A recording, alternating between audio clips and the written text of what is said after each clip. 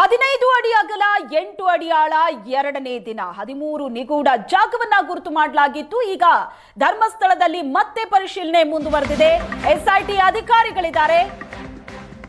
ಎರಡನೇ ದಿನದ ಸಮಾಧಿ ಅಗಿಯೋ ಕಾರ್ಯ ಈಗ ಮುಂದುವರಿತಾ ಇದೆ.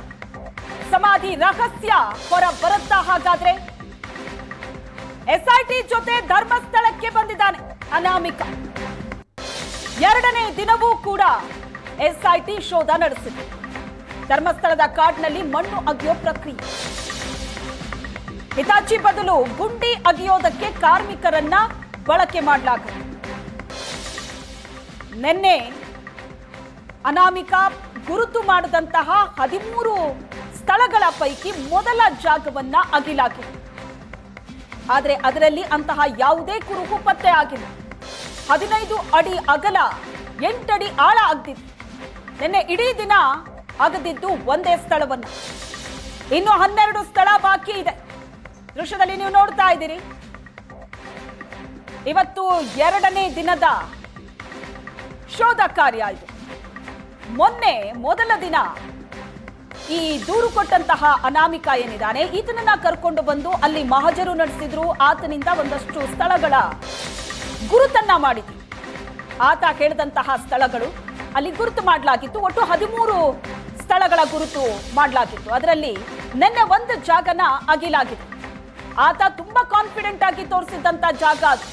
ಈಗ ಎರಡನೇ ದಿನಕ್ಕೆ ಕಾಲಿಟ್ಟಿದೆ ಸಮಾಧಿ ಅಗಿಯೋ ಕಾರ್ಯ.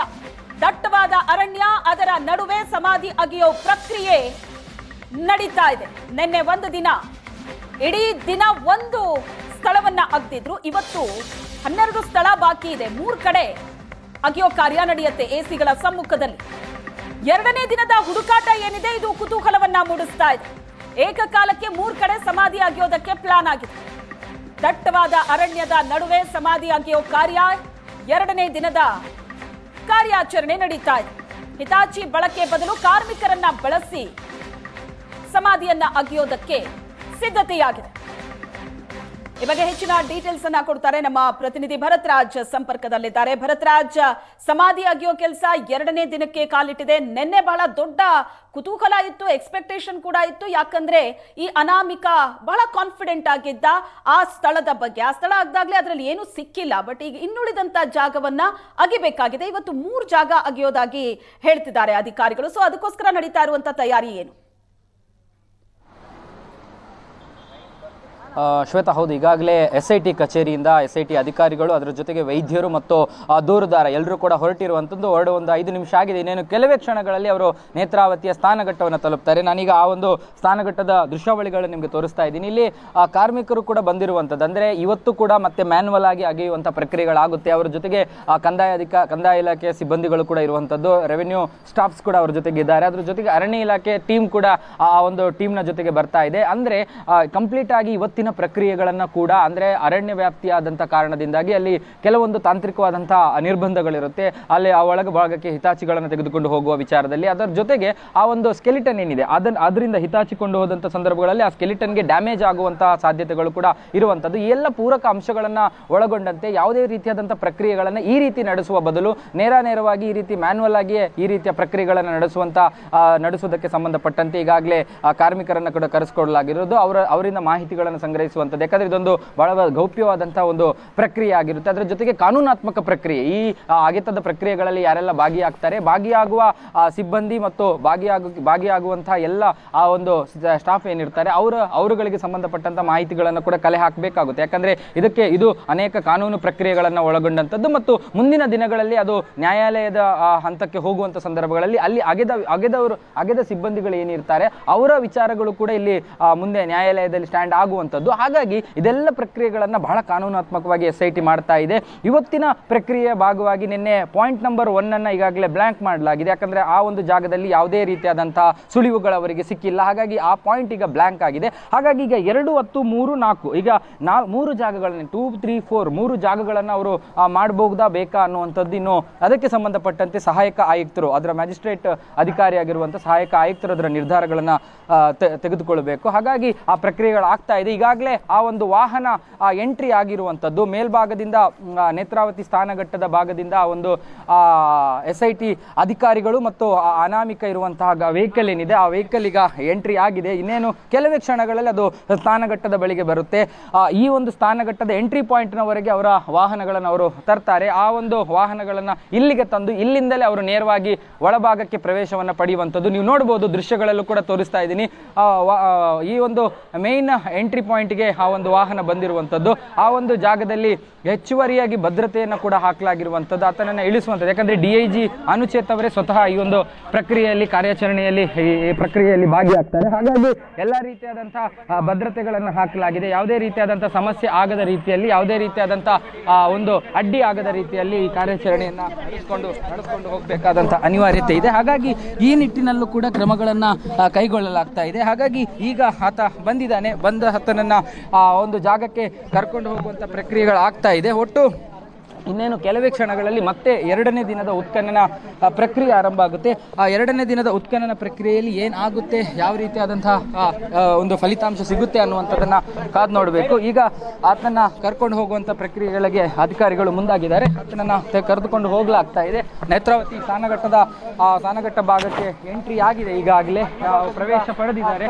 ಆ ಸ್ನಾನಘಟ್ಟದ ಜಾಗದಿಂದ ಆತನನ್ನು ಕರ್ಕೊಂಡು ಹೋಗುವಂಥದ್ದು ಆಗ್ತಾ ಇರುವಂಥದ್ದು ನೀವು ನೋಡ್ಬೋದು ದೃಶ್ಯಗಳಲ್ಲಿ. ಪ್ರತಿ ಬಾರಿಯೂ ಕೂಡ ಈ ರೀತಿಯ ಕರ್ಕೊಂಡು ಬಂದಾಗ ಸಹಜವಾಗಿ ಆ ಸ್ನಾನಘಟ್ಟದ ಬಳಿ ಹೆಚ್ಚಿನ ಸಂಖ್ಯೆಯಲ್ಲಿ ಜನ ಇರುವಂಥದ್ದು. ಹಾಗಾಗಿ ಅಲ್ಲಿ ಒಂದಷ್ಟು ಗೊಂದಲಗಳಾಗುವಂಥದ್ದು. ಜನ ಹೆಚ್ಚಿನ ಸಂಖ್ಯೆಯಲ್ಲಿ ಇರುವಂಥ ಕಾರಣದಿಂದಾಗಿ ಯಾವುದೇ ರೀತಿಯಾದಂಥ ಸಮಸ್ಯೆ ಆಗದ ರೀತಿಯಲ್ಲಿ, ಅಂದರೆ ಸ್ನಾನಘಟ್ಟಕ್ಕೆ ಭಕ್ತರು ಬರ್ತಾರೆ, ಹೆಚ್ಚಿನ ಧರ್ಮಸ್ಥಳದ ಭಕ್ತರ ಆಗಮನ ಕೂಡ ಇರುತ್ತೆ. ಹಾಗಾಗಿ ಅವೆಲ್ಲವನ್ನು ನಿಭಾಯಿಸಿಕೊಂಡು ಅವೆಲ್ಲವನ್ನು ನೋಡಿಕೊಂಡೇ ಅಲ್ಲಿ ಕಾರ್ಯಾಚರಣೆಯನ್ನು ಮಾಡಬೇಕು. ಮತ್ತು ಯಾವುದೇ ರೀತಿ ಭಕ್ತರಿಗೂ ಕೂಡ ಸಮಸ್ಯೆ ಆಗದಂತೆ ಅವರ ಪ್ರಕ್ರಿಯೆಗಳ ಭಾಗವಾಗಿ ಇದು ನಡೆಯುವಂಥದ್ದು. ಹಾಗಾಗಿ ಅದನ್ನು ಕೂಡ ನೋಡಿಕೊಂಡು ಎಲ್ಲ ರೀತಿಯ ತಯಾರಿಗಳನ್ನು ಮಾಡಲಾಗ್ತಾ ಇದೆ. ಈಗ ಪ್ರವೇಶ ದ್ವಾರದ ಮೂಲಕ ಅವರು ಎಂಟ್ರಿ ಆಗಿದ್ದಾರೆ. ಇನ್ನೇನು ಕೆಲವೇ ಕ್ಷಣಗಳಲ್ಲಿ ಆ ಒಂದು ಜಾಗಕ್ಕೆ ಹೋಗ್ತಾರೆ. ಪಾಯಿಂಟ್ ನಂಬರ್ 1 ಈಗ ಬ್ಲ್ಯಾಂಕ್ ಆಗಿದೆ. ಆ ಒಂದು ಜಾಗವನ್ನು ಕ್ಲೋಸ್ ಮಾಡಿದ್ದಾರೆ. ಈಗ 2ನೇ ಪಾಯಿಂಟ್ಗೆ ಹೋಗುವಂಥದ್ದು. ಹಾಗಾಗಿ 2ನೇ ಪಾಯಿಂಟ್ನಲ್ಲಿ ಇವತ್ತಿನ ಉತ್ಖನನ ಪ್ರಕ್ರಿಯೆಗಳಾಗಬೇಕು. ಸದ್ಯಕ್ಕೆ ಮುಖ್ಯ ದ್ವಾರದಿಂದ ಅವರು ಒಳಭಾಗಕ್ಕೆ ಬಂದಿದ್ದಾರೆ. ನೇತ್ರಾವತಿ ಸ್ನಾನಘಟ್ಟದ ಬಳಿ ಬಂದಿದ್ದಾರೆ. ಇವತ್ತಿನ ಪ್ರಕ್ರಿಯೆಗಳು ಹೇಗೆ ಸಾಗುತ್ತೆ ಅನ್ನುವಂಥದ್ದು ಬಹುತೇಕವಾಗಿ, ಯಾಕಂದರೆ ಆರಂಭದ ಈ ಮೇಯ್ನ್ ಜಾಗ ಏನಿದೆ, ಮುಖ್ಯವಾದ ಜಾಗ ಪಾಯಿಂಟ್ ನಂಬರ್ 1 ಏನಿದೆ, ಅದು ನಿನ್ನೆ ಸಾರ್ವಜನಿಕರಿಗೆ ಒಂದಷ್ಟು ವಿಸಿಬಲ್ ಆಗಿತ್ತು. ಸ್ನಾನಘಟ್ಟದ ಬಳಿ ನಿಂತರೆ ನಮ್ಮ ಕ್ಯಾಮ್ರಾಗಳಿಗೂ ಕೂಡ ಕಾಣ್ತಾ ಇದ್ದಂಥ ಒಂದು ಜಾಗ. ಆದರೆ ಇವತ್ತಿನ ಜಾಗ ಬಹುತೇಕ ಒಳಭಾಗದಲ್ಲಿದೆ. ಒಳಭಾಗಕ್ಕೆ ಕಾಡಿನ ಒಳಭಾಗಕ್ಕೆ ಇರುವಂಥ ಕಾರಣದಿಂದಾಗಿ ಯಾವುದೇ ರೀತಿಯಾದಂಥ ಅದನ್ನು ನೋಡಲಿಕ್ಕೆ ಅಥವಾ ಅದು ಕ್ಯಾಮ್ರಾ ಕಣ್ಣಿಗೂ ಕೂಡ ಕಾಣದ ಜಾಗದಲ್ಲಿ ಅದು ಇರುವಂಥದ್ದು. ಹಾಗಾಗಿ ಯಾವುದೇ ರೀತಿಯಾದಂಥ ಅವಕಾಶಗಳಿಲ್ಲ ಆ ಭಾಗಕ್ಕೆ ಕೂಡ ಹೋಗಲಿಕ್ಕೆ. ಹಾಗಾಗಿ ಅಲ್ಲಿ ಮುಂದಿನ ಪ್ರಕ್ರಿಯೆಗಳು ನಡೆಯುತ್ತೆ. ಅಧಿಕಾರಿಗಳ ಟೀಮ್ ಅಲ್ಲಿಗೆ ಪ್ರವೇಶವನ್ನು ಪಡೆಯುತ್ತೆ. ಕೆಲವೇ ಕ್ಷಣಗಳಲ್ಲಿ ಅವರೆಲ್ಲ ಬಂದ ನಂತರ, ಒಟ್ಟಾಗಿ ಅವರೆಲ್ಲರೂ ಕೂಡ ಬಂದ ನಂತರ ಅಲ್ಲಿಗೆ ಅವರು ಹೋಗುವಂಥದ್ದು. ಆ ನಂತರ ಎಲ್ಲ ಪ್ರಕ್ರಿಯೆಗಳು ಮುಂದುವರಿಬಹುದು ಅಂತ ಅಂದುಕೊಳ್ಳಲಾಗ್ತಾ ಇರುವಂಥದ್ದು. ಒಟ್ಟು ಈಗಾಗಲೇ ಸ್ನಾನಘಟ್ಟದ ಬಳಿ ಹೆಚ್ಚಿನ ಸಂಖ್ಯೆಯಲ್ಲಿ ಜನ ಸೇರಿದ್ದಾರೆ. ಒಟ್ಟು ಅಂದರೆ ಭಕ್ತರು ಕೂಡ ಇಲ್ಲಿಗೆ ಬರ್ತಾ ಇರುವಂಥದ್ದು. ಅದರ ಜೊತೆಗೆ ಈಗಾಗಲೇ ನೀವು ನೋಡ್ಬೋದು, ಸೋಕೋ ಟೀಮ್ ಕೂಡ ಇಲ್ಲಿಗೆ ಆಗಮಿಸಿದೆ. ಅವರಿಗೆ ಬೇಕಾದಂಥ ಪರಿಕರಗಳನ್ನು ಅವರು ಸಿದ್ಧಪಡಿಸ್ಕೊಳ್ತಾ ಇದ್ದಾರೆ. ಅವರಿಗೆ ಒಳಗಡೆ ಏನೆಲ್ಲ ತೆಗೆದುಕೊಂಡು ಹೋಗಬೇಕು ಅವುಗಳನ್ನು ಕೂಡ ತೆಗೆದುಕೊಂಡು ಹೋಗಲಿಕ್ಕೆ ಅವರೆಲ್ಲ ಕೂಡ ತಯಾರಿಗಳನ್ನು ಮಾಡಿಕೊಳ್ತಾ ಇದ್ದಾರೆ. ಇನ್ನು ಇಲ್ಲಿ ಮೇಲ್ಭಾಗದಲ್ಲಿ, ಅಂದರೆ ಆ ಒಂದು ಸ್ನಾನಘಟ್ಟದ ಮುಂಭಾಗದ ದೃಶ್ಯಗಳನ್ನು ನಿಮಗೆ ತೋರಿಸ್ತಾ ಇದ್ದೀನಿ. ಯಾಕಂದರೆ ಅವರು ಅಲ್ಲಿ ಎಲ್ಲರೂ ಬಂದು ಅಸೆಂಬಲ್ ಆಗಬೇಕು. ಅಷ್ಟು ಅವರೆಲ್ಲರೂ ಕೂಡ ಬಂದು ಇಲ್ಲಿ ಅಸೆಂಬಲ್ ಆದ ನಂತರ ಇಲ್ಲಿಗೆ ಈ ಒಂದು ಜಾಗಕ್ಕೆ ಎಲ್ಲ ಅವರು ಅದನ್ನು ತೆಗೆಯುವಂಥವರು, ಅದನ್ನು ಅಗೆಯುವಂಥ ಪ್ರಕ್ರಿಯೆಗಳಲ್ಲಿ ಭಾಗಿಯಾಗುವಂಥ ಕಾರ್ಮಿಕರೇನಿದ್ದಾರೆ, ಆ ಕಾರ್ಮಿಕರ ಹಾದಿಯಾಗಿ ಇಡೀ ಟೀಮ್, ಅದಕ್ಕೆ ಸಂಬಂಧಪಟ್ಟಂತೆ SIT ಗುರುತಿಸಿದ ಅಷ್ಟು ಇಲಾಖೆಗಳು, ಅದು ವೈದ್ಯರಿರ್ಬೋದು, ಸೋಕೋ ಟೀಮ್ ಇರ್ಬೋದು, ಬೇರೆ ರೀತಿಯಾದಂಥ ಫೊರೆನ್ಸಿಕ್ಗೆ ಸೇರಿದಂತಹ ಒಂದಷ್ಟು ಎಕ್ಸ್ಪರ್ಟ್ಗಳಿರ್ಬೋದು, ಅದರ ಜೊತೆಗೆ ಕಂದಾಯ ಇಲಾಖೆಯ ಅಧಿಕಾರಿಗಳು ಕೂಡ, ಇಲ್ಲಿನ ಸ್ಥಳೀಯ ಕಂದಾಯ ಇಲಾಖೆಯ ಅಧಿಕಾರಿಗಳು, ಅದರ ಜೊತೆಗೆ ಸಹಾಯಕ ಆಯುಕ್ತರು, ಪ್ರಮುಖವಾಗಿ ಇಲ್ಲಿ ಬೇಕಾಗುವಂಥವರು ಸಹಾಯಕ ಆಯುಕ್ತರು. ಆ ಸಹಾಯಕ ಆಯುಕ್ತರ ಉಪಸ್ಥಿತಿ ಕೂಡ ಭಾಳ ಅಗತ್ಯ. ಯಾಕಂದರೆ ಇದೊಂದು ಮ್ಯಾಜಿಸ್ಟ್ರೇಟ್ ಅವರ ಮುಂದೆ ನಡೆಯಬೇಕಾದಂಥ ಪ್ರಕ್ರಿಯೆ. ಹಾಗಾಗಿ ಅವರು ಇದರ ಕಂಪ್ಲೀಟ್ ಉಪಸ್ಥಿತಿಯನ್ನು ಕಾಡ್ಕೊಳ್ತಾರೆ. ಹಾಗಾಗಿ ಇವತ್ತು ಒಟ್ಟು ಎಷ್ಟು ಜಾಗಗಳಲ್ಲಿ, ಅಂದರೆ SIT 3 ಜಾಗಗಳಲ್ಲಿ ಮಾಡಬೇಕು ಅನ್ನುವಂಥ ನಿರ್ಧಾರಕ್ಕೆ ಬಂದಿದೆ. ಹಾಗಾಗಿ ಮುಂದೆ ಅಲ್ಲಿ ಯಾವ ರೀತಿಯಾಗಿ ಮಾಡ್ತಾರೆ ಮತ್ತು ಯಾವ ನಿರ್ಧಾರಗಳನ್ನು ಅವರು ತೆಗೆದುಕೊಳ್ತಾರೆ ಅನ್ನುವಂಥದ್ದು ಇನ್ನೂ ಕೂಡ ಕ್ಲಿಯರ್ ಆಗಿಲ್ಲ.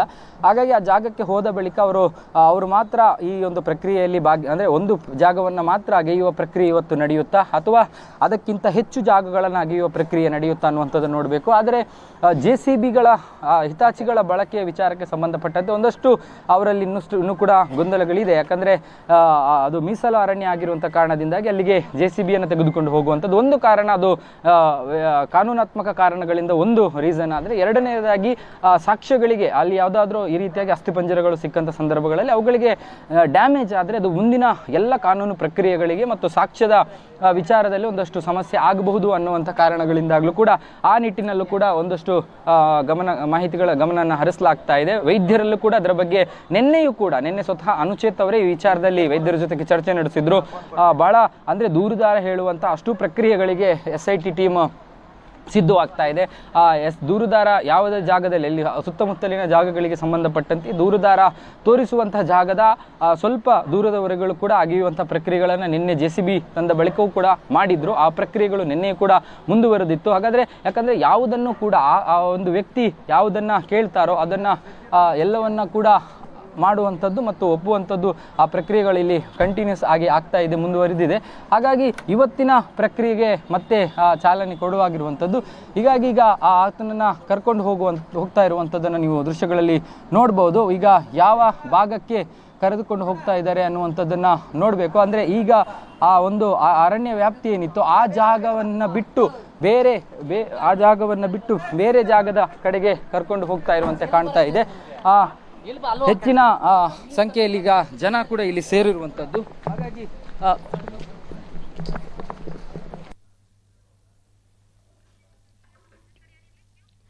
ದೃಶ್ಯದಲ್ಲಿ ನೀವು ನೋಡ್ತಾ ಇದ್ದೀರಿ ಎಕ್ಸ್ಕ್ಲೂಸಿವ್ ಆದಂತ ದೃಶ್ಯ.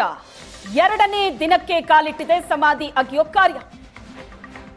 ತಯಾರಿ ನಡೆದಿದೆ. ಈಗ ದೂರು ಕೊಟ್ಟಂತ ಅನಾಮಿಕ ಆತ ಕೂಡ ಸ್ಥಳದಲ್ಲಿದ್ದಾನೆ. ಸಂಬಂಧಪಟ್ಟ ಅಧಿಕಾರಿಗಳೆಲ್ಲರೂ ಕೂಡ ಸ್ಥಳದಲ್ಲಿದ್ದಾರೆ. ಇವತ್ತು 3 ಕಡೆ ಅಗೆಯೋ ಕಾರ್ಯ ನಡೆಯುತ್ತೆ. ಲೈವ್ ದೃಶ್ಯ ಈಗ ನೀವು ನೋಡ್ತಾ ಇರೋದು. ಧರ್ಮಸ್ಥಳದಿಂದ ಲೈವ್ ದೃಶ್ಯ. ಯಾವ ಸ್ಥಳದಲ್ಲಿ ಸಮಾಧಿ ಇದೆ ಅಂತ, ಶವಗಳನ್ನ ಹೂತಿಟ್ಟಿದ್ದೀನಿ ಅಂತ ಅನಾಮಿಕ ವ್ಯಕ್ತಿ ಮಾರ್ಕ್ ಮಾಡಿದ್ನೋ ಅದೇ ಜಾಗದಿಂದ ಲೈವ್ ದೃಶ್ಯಗಳನ್ನ ಏಷ್ಯಾನೆಟ್ ಸುವರ್ಣ ನ್ಯೂಸ್ ನಲ್ಲಿ ಎಕ್ಸ್ಕ್ಲೂಸಿವ್ ಆಗಿ ನೋಡ್ತಾ ಇದ್ದೀವಿ. 2ನೇ ದಿನದ ಉತ್ಖನನ ಕಾರ್ಯ. ನಿನ್ನೆ ಮೊದಲ ದಿನ ಗುರುತು ಮಾಡಿದಂತಹ ಜಾಗ ಅಗೆಯೋ ಕೆಲಸ ಶುರುವಾಗಿತ್ತು.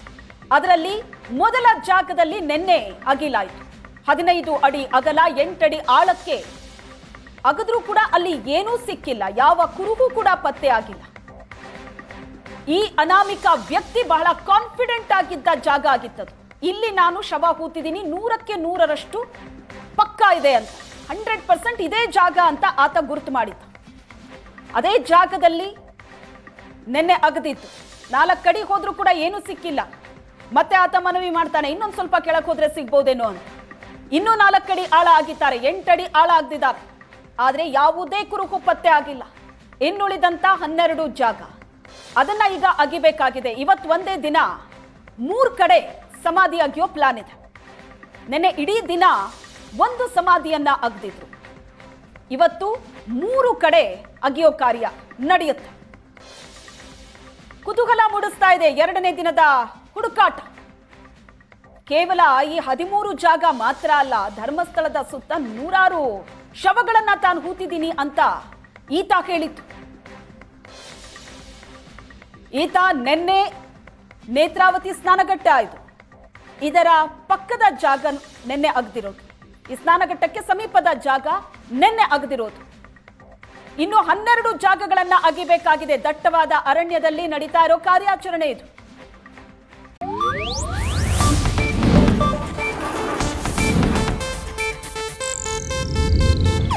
ಇದು ಏಷ್ಯಾನೆಟ್ ನ್ಯೂಸ್ ನೆಟ್ವರ್ಕ್ ಪ್ರಸ್ತುತಿ.